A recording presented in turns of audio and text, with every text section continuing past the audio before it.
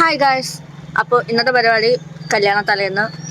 അപ്പോൾ ഞങ്ങളെ മാമൻ്റെ മോൻ്റെ കല്യാണം നാളെയാണ്. സോ എല്ലാ അപ്ഡേറ്റ്സും കറക്റ്റായിട്ടുണ്ടാവും. അമ്മ പറഞ്ഞ പോലെ തന്നെ മാമന്റെ മോന്റെ കല്യാണമാണ്. കുറെ വീഡിയോസിൽ ഞാൻ പറഞ്ഞിട്ടുണ്ട് കല്യാണം പ്രമാണിച്ചു. ആ കല്യാണമാണ് കേട്ടോ വന്നെത്തിയിട്ടുള്ളത്. എന്റെ കല്യാണം കഴിഞ്ഞ ശേഷമുള്ള ഫാമിലിയിലെ ഫസ്റ്റ് കല്യാണമാണ്. അതിൽ ഞാൻ ഭയങ്കര എക്സൈറ്റഡ് ആണ്. അതുപോലെ തന്നെ ബാക്കിയുള്ളവർ എക്സൈറ്റഡ് ആണ്. കാരണം ഞങ്ങളുടെ കല്യാണമൊക്കെ കൊറോണ കൊണ്ടുപോയ കല്യാണം, അതുകൊണ്ട് തന്നെ കുറച്ച് വർഷങ്ങൾക്ക് ശേഷം ഫാമിലിയിൽ വന്നൊരു കല്യാണം കൂടിയാണ് കേട്ടോ ഇത്. പണ്ടൊക്കെ കല്യാണ തലേന്ന് പറഞ്ഞാൽ ശരിക്കും ഒരു വൈബ് തന്നെയായിരുന്നു അല്ലേ. ഇപ്പോഴും വൈബിന് മാറ്റമൊന്നുമില്ല. എന്നാലും പണ്ടെന്ന് പറയുമ്പോൾ നാട്ടുകാരും വീട്ടുകാരും ഫ്രണ്ട്സൊക്കെ ഈവനിങ് ആകുമ്പോൾ വീട്ടിലേക്ക് വന്ന് പിറ്റേന്നേക്കുള്ള ഫുഡിന് ആവശ്യമായിട്ടുള്ള കാര്യങ്ങളൊക്കെ ചെയ്യുക. അതേപോലെ തന്നെ ഞാനൊരു പാലക്കാട്ടുകാരി ആയതുകൊണ്ട് തന്നെ ഇവിടെ ചോറും പിന്നെ കുമ്പളങ്ങയും ചിക്കനും കറിയൊക്കെ ഉണ്ടാക്കുക. അപ്പോൾ അതൊക്കെ എല്ലാവരും കൂടി ഇരുന്ന് കഴിക്കുക. ഫാമിലി ഫ്രണ്ട്സും കൂടെ അടുത്തുള്ളവരെല്ലാവരും കൂടി ഇരുന്ന് കഴിച്ച് രാത്രി ഉറക്കമൊക്കെ ഒഴിച്ച് ചീട്ട് കളിച്ച് മൈലാഞ്ചിയൊക്കെ ഇട്ട് പാതിരാത്രി വരെ കഥ പറഞ്ഞിരുന്ന് എന്നിട്ട് ഏതോ നേരത്തെ കിടന്നുറങ്ങി വേഗം രാവിലെ എണീറ്റ് കുളിച്ച് കല്യാണത്തിന് പോകുന്നൊരു വൈബൊക്കെ ആയിരുന്നല്ലോ പണ്ട്.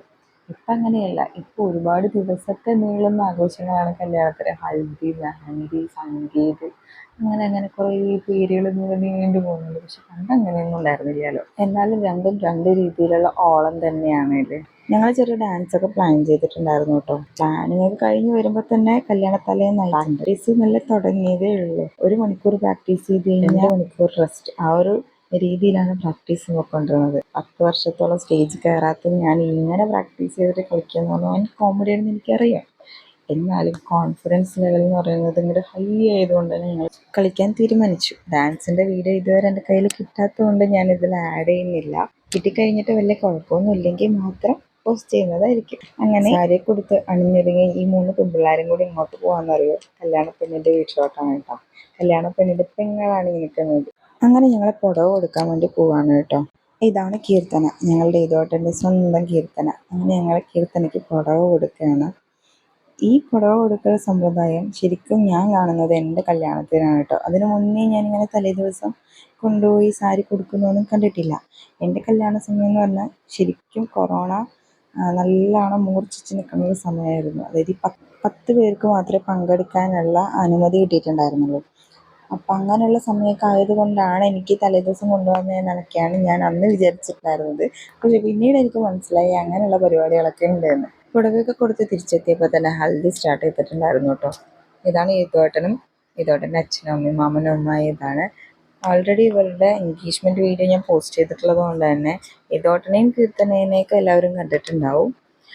അങ്ങനെ ഇവർക്ക് സ്വീറ്റ്സൊക്കെ കൊടുത്ത് ഹൽദി പരിപാടിയും കഴിഞ്ഞ് ഫുഡും കഴിച്ച് പിന്നെ ഞങ്ങൾ വീട്ടിലോട്ട് പോയി.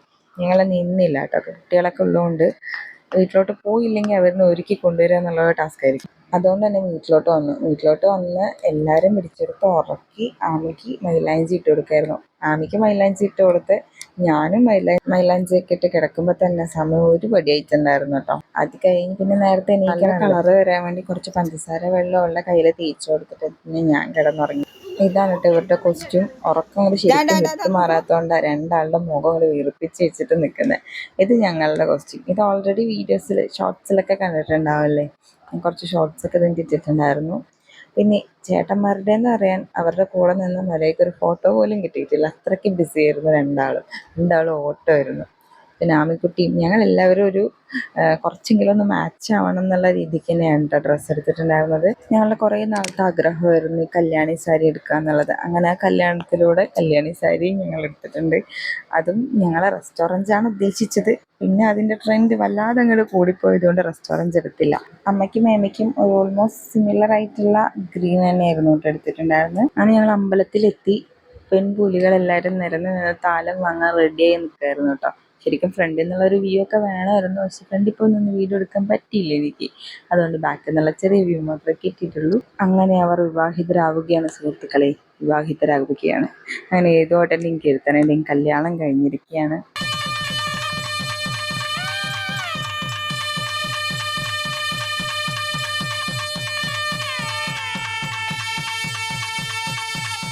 കല്യാണം എന്ന് പറഞ്ഞാൽ ഫോട്ടോസ് നിർബന്ധമാണല്ലോ. അപ്പോൾ താലികെട്ടൊക്കെ കഴിഞ്ഞ് അമ്പലത്തിൽ നിന്ന് തന്നെ കുറച്ചധികം ഫോട്ടോസും വീഡിയോസൊക്കെ എടുത്തുകൊണ്ടിരിക്കുകയായിരുന്നു അവർ.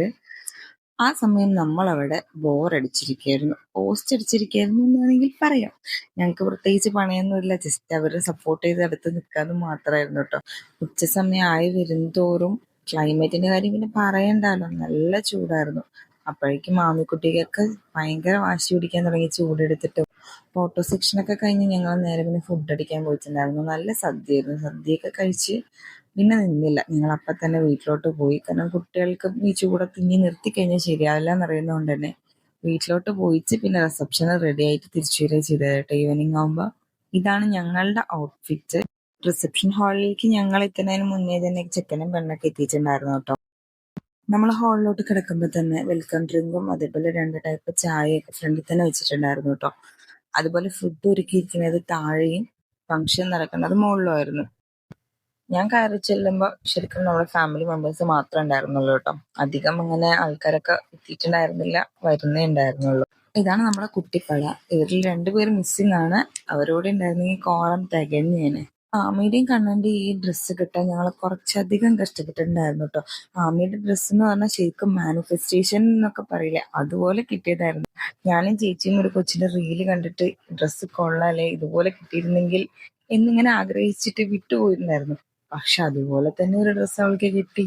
അതും അവളുടെ കറക്റ്റ് സൈസിനെ കിട്ടിയിട്ടുണ്ടായിരുന്നു. എന്നാൽ ആ ഡ്രസ്സ് എടുത്ത് തിരിച്ചെത്തിയിട്ടാണ് ഞങ്ങൾ ആ റീലിനെ കുറിച്ച് തന്നെ ഓർത്തത് കേട്ടോ. അങ്ങനെ ഫംഗ്ഷനൊക്കെ കഴിഞ്ഞ് അവർക്കുള്ള മണിയറയൊക്കെ ഒരുക്കി അവരെയും അവിടെ കയറ്റി വിട്ട് പിന്നെ ഞങ്ങളൊരു ഇരിപ്പങ്ങിരുന്ന് ക്ഷീണിച്ച് അവശയായി. ഇനി എണീക്കണല്ലോ, വീട്ടിൽ പോകാനല്ലോ എന്നൊക്കെ ആലോചിച്ചിട്ടുള്ള ഒരു ഇരിപ്പ്. അങ്ങനെ നമ്മുടെ കല്യാണ വിശേഷങ്ങളൊക്കെ അവസാനിച്ചിരിക്കുകയായിരുന്നു. അപ്പൊ ഇത്രയേ ഉള്ളൂ ഇന്നത്തെ വീഡിയോ ഇഷ്ടമായി ലൈക്ക് ഷെയർ കമന്റ് ഒക്കെ ചെയ്യുക. അതായിട്ട് കാണാൻ സബ്സ്ക്രൈബ് ചെയ്യാൻ മറക്കരുത്. വേറെ വീഡിയോ ആയിട്ട് വരുന്നതിലേക്കും ബൈ.